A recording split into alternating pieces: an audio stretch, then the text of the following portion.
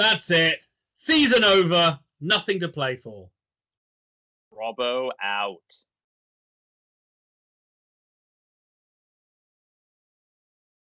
Hello, everybody, and welcome back to Very Biased Opinions for another review of another Oxford United game. It's Ian and Thomas with you, as always, and we are here for the semi-finals of what tournament, Thomas?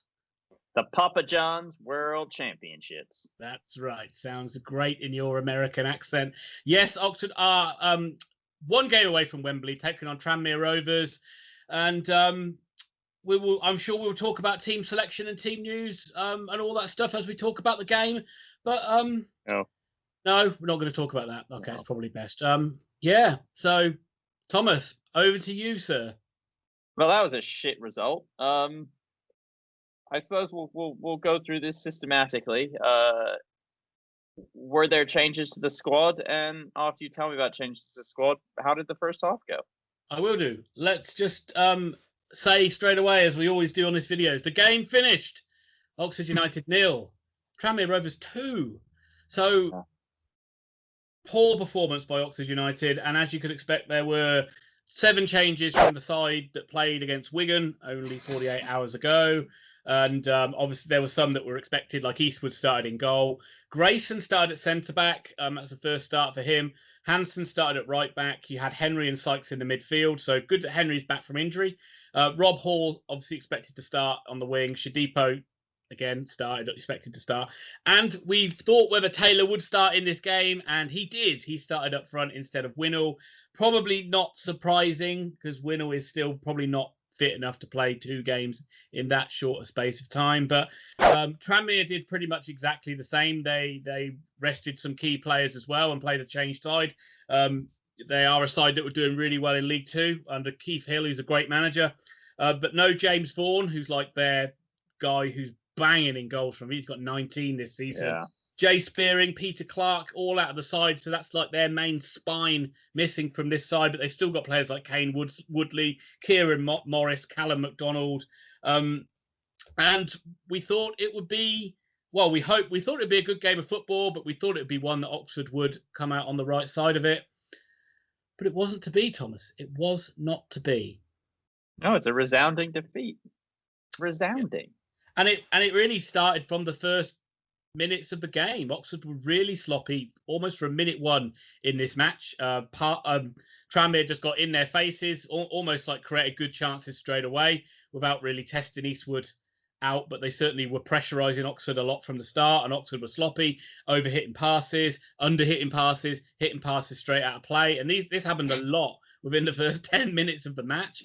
And it was a weird thing, right? Because it was like on Sunday, Robinson complained about the pitch being too dry, and that didn't help their passing. And today, it was almost like they were saying it was too wet, and that didn't help their passing. So we know now that Oxford need to be in this area here, which I like to call the Goldilocks zone.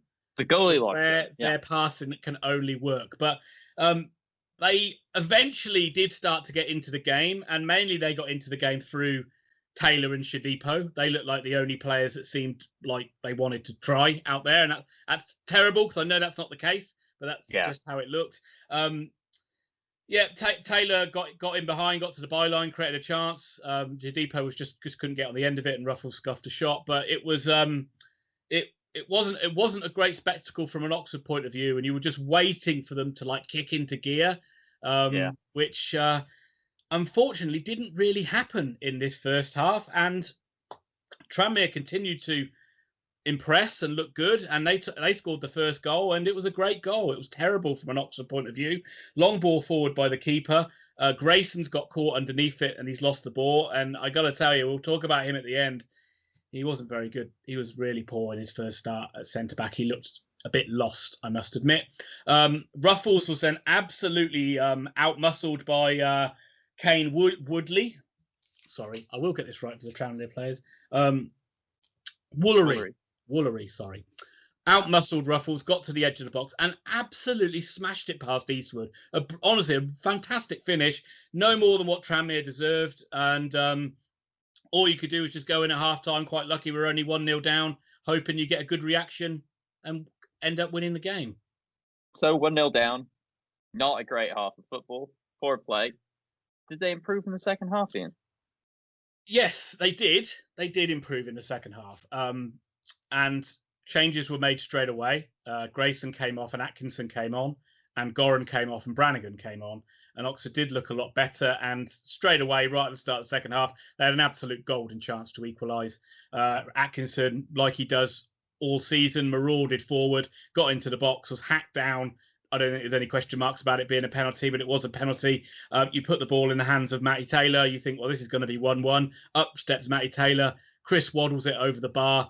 Abs, and for all you kids that don't know what that means, is the ball is still rising as it flies out of Oxfordshire down the road towards Wiltshire.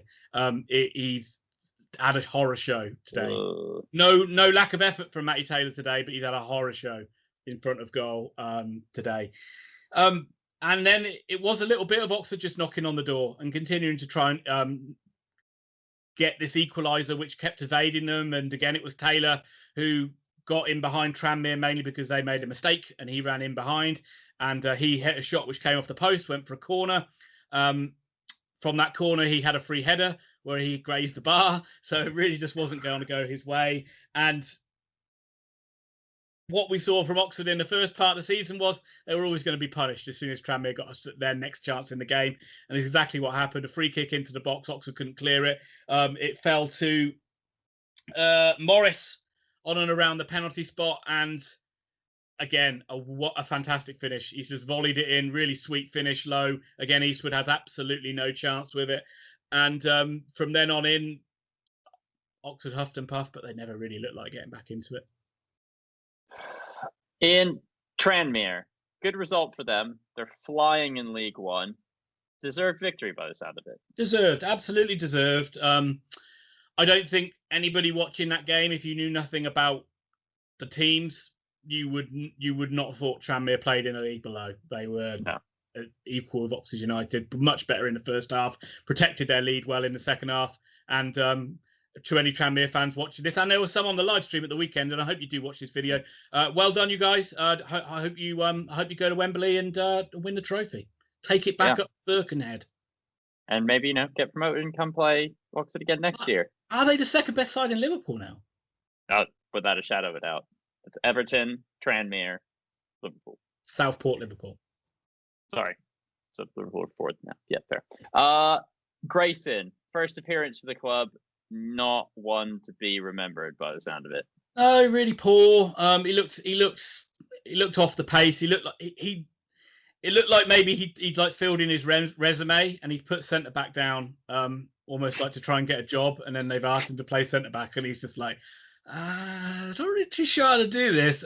He looked weak. He looked off the pace, and he hasn't played a lot of football, so let's not throw the guy under the bus. And I would say he probably sees himself more as a left-sided fullback or wide player than a centre back. So, but if he has to come in and replace Atkinson or Moore, that's not a good start. That's not good so far. You'd almost rather just play long centre back and Hansen or Ford right back.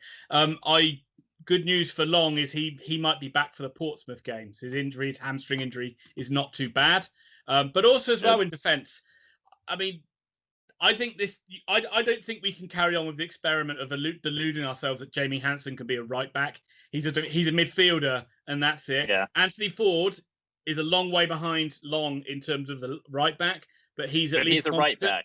Hansen looks way far behind Ford in that regard. So he's like a distant third for that title. Properly crowbarred into that position, isn't he? I think so. And a lot of that comes down to the fact he's been injured and he was desperate to try and find a position in the first team. So he's definitely more of a midfielder to me. Yeah. Ian, changes to the squad. Is that an effective Sunday? I don't want to use Sunday as the excuse. I mean, that's an easy one to make. The fact that the Wigan game was pushed back and then delayed, and Oxford didn't have a lot of rest, and Tranmere didn't have a game. But I'm not going to use that as an excuse at all. I think there was always going to be changes with the side Robinson picked on at the weekend. It's not surprising to see the likes of Shadipo, Taylor, and Henry come back into the side. It's so weird. so weird not to have played them in the league and then to have played them. But it is what it is, and you're right. I don't think it is an effective Sunday. I find they were it always really going to strange rotate. as well. I can't work that one out either. And I mean, but you will say, as much as it is disappointing to lose it, we would have rather got that 3 points against Wigan and than lose that game and win this one. So Ian, the season's in tatters. I mean, do Oxford have anything left to play for this season? How is Rovo ever going to survive such a demoralizing defeat to a club below them? I mean, be honest, Ian, say it. Robbo out. I can't. The words won't form in my mouth, Thomas, and mainly because you're talking absolute shit. It's the Papa John's World Championships. If you're not in them, why even compete? Look, I compared it off camera. I compared this to like how you felt when Man United lost in the League Cup final. You were disappointed for about 5 minutes and you moved on very quickly. Oxford, yeah, it's disappointing we won't get to play in the Wembley final. But let's be honest, the league is a massive, much more of a priority than this tournament is for any side. And it's at the end of the season, this will be a very small footnote on the season to the point where a lot of people won't even remember it. But that doesn't, again, I don't want that to take anything away from Tranmere because they played really well and they deserve to be in the final. Yeah, and congratulations to them. All I've got left to say is thank you all for watching. Thank you for joining in. I'm going to give Ian a chance to say something, but before I do give him a chance to say anything, I will end this on the note of Robinson out. Only thing I've got to say, Thomas, is Oxford United fans, we need you. We need you to send your videos in for your score predictions for the Ipswich Town game on Saturday. You need to get them to us by about 5 p.m. on Thursday. The best way to do it is to send it to verybiasedopinions@gmail.com. The details are on the screen. You can also send it by Facebook Messenger. That works as well. But those two, email is always the best way to send it. Just 10 to 20 seconds of your score prediction, and we will put you in our preview video, which will come out on the video on the channel on Friday. But please do send those videos in. We want to try and get as many as we can. We do. Thank you all for watching. Thank you for liking, subscribing. Let us know your comments below. Hit us up with anything you care about, and we will catch you tomorrow for Premier League predictions, on Thursday for League One predictions, on Friday for the Oxford United preview show, on Saturday for a live stream of Oxford versus Ipswich or Ipswich versus Oxford. I can't remember what order is it in.